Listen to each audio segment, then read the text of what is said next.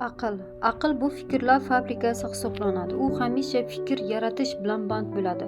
Unga farqi yo'q fikrlarning yaxshi yoki yomonligi. Aql kunlik ma'lumotlarni to'plash uchun ehtiyojmandir. U har kuni o'ziga yetarli ma'lumotlarni to'plash uchun harakat qiladi. Eng qizig'i, bu ma'lumotlarni qayerdan oladi? Aqlda qayerdan olish ham farqi yo'q. Ma'lumotlar olinsa bo'ldi. Aql har bir tashqi olamda ko'rgan ma'lumotlarni to'plashni boshlaydi. Misol uchun internet tarmog'idagi qisqa roliklar yoki tashqaridan kimningdir hayotidagi bo'lib turgan vaziyatlar yoki mana shu roliklardagi qisqa videolardagi yozilgan sharhlardan, ya'niki kommentariyalardagi ma'lumotlardan ham olaveradi. Unga farqi yo'q, qayerdan bo'lsa ham kunlik ma'lumotlarni to'plasa bo'ldi. Xo'p, nima bo'libdi dersiz? Aql bu ma'lumotlarni to'plasa bizga nima yomon tomoni bor dersiz? Eng muhim narsa shundaki, aql hamisha o'ziga to'plagan ma'lumotlarni qachondir reallashtirib beradi. Ya'niki mana shu to'plagan ma'lumotlarni qachondir hayotingizga ko'chirib beradi.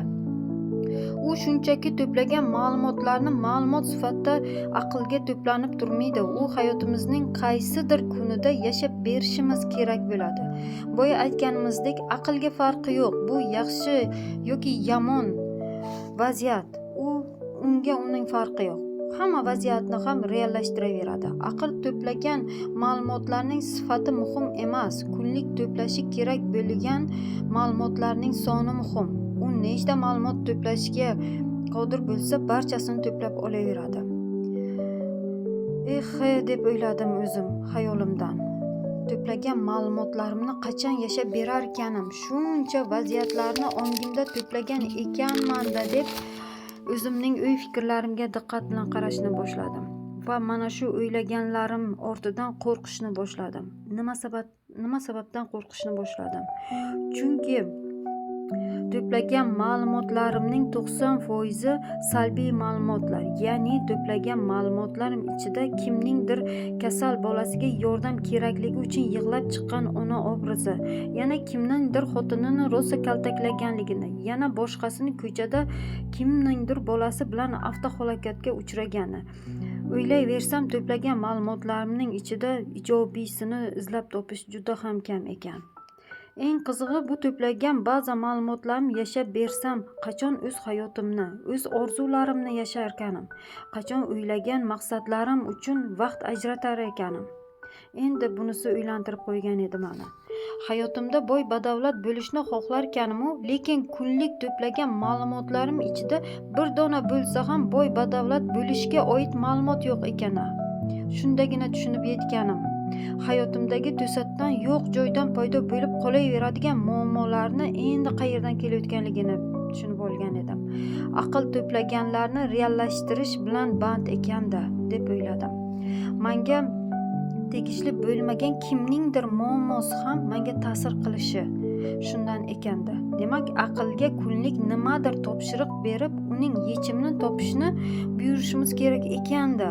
Misol uchun, unga $100,000 topish topshirig'ini berib, unga shuni topish uchun ma'lumot to'plashni beradigan bo'lsak, aql mana shu $100,000 topish uchun ma'lumot izlayverar ekan va shu $100,000 ga ega bo'lgan insonlarning hayotidagi tutgan yo'llari, ular yozgan kitoblari, ular chiqargan videolardan o'zingizga kerakli bo'lgan ma'lumotlarni topishni boshlar ekan.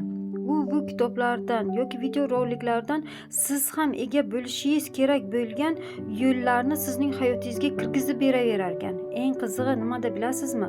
Aql to shu pulni hayotingizga kirgizmaguncha ma'lumotlarni to'playverar ekan. Sizga maqbul bo'lgan yo'llarni izlayverar ekan. Qachonki buyruq bajarilganda, ya'ni $100,000 pulni hayotingizga kirgizib berilgach, aql yangi topshiriq olish uchun to'xtar ekan, tayyor bo'lar ekan.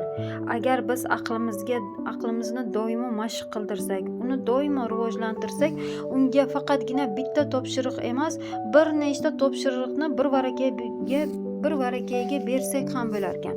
Misol uchun, hozir sizga sog'lig'ingiz muhimmi yoki munosabatlarda yaxshi emas vaziyatda turibsizmi yoki karyerangiz orqaga, ya'niki ish yo'llaringiz yopilganmi, ishlaringizni rivojlantira olmayapsizmi? Hammasini bir varakayiga aqlga shuni bajarish kerak bo'lgan topshirig'ini berishingiz mumkin ekan. Aql bu mana shu yo'nalishlar bo'yicha sizni yuqoriga chiqarib beradigan, mana shu vaziyatlardan olib chiqib beradigan barcha vaziyatlarni, ma'lumotlarni to'plash bilan band bo'lar ekan. Eng qizig'i, hayotingizdagi sizga kerak bo'lmagan ma'lumotlardan shunchaki chetlab o'tib ketaverar ekan. Shunday ekan, hayotimizga bir nazar solib ko'raylik. Hayotimiz o'zimiz xohlaganimizdagimi? Unda yashashda davom etaveraylik. Agar hayotimiz o'zimiz xohlamaganday emasmi, o'zimiz xohlagan baxtni, o'zimiz xohlagan pulni, o'zimiz xohlagan munosabatlarni, o'zimiz xohlagandek boy va davlat bo'la olmayapmizmi? Demak, hayotimizga to'playotgan ma'lumotlarimizni o'zgartirib berishimiz kerak ekan. Salomatlikni xohlaysizmi? Unda salomatlikka oid ma'lumotlarni to'plang. Siz salomatlikka oid ma'lumotlardan ko'ra kasallikka oid bo'lgan ma'lumotlarni ko'proq to'plar ekan inson.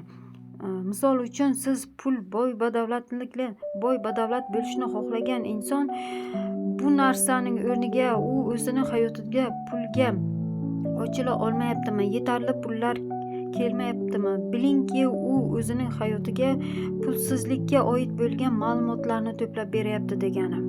Siz hayotingizga bir nazar solib ko'ring, nimalarni, qaysi ma'lumotlarni o'zgartirishingiz kerak ekanligini. Hayotingizga nimaga ega bo'lmoqchi bo'lsangiz, aqlingizga shu narsa haqidagi ko'plab ma'lumotlarni bering va u vaqti kelib sizning hayotingizga mana shu vaziyatlarni reallashtirib beradi.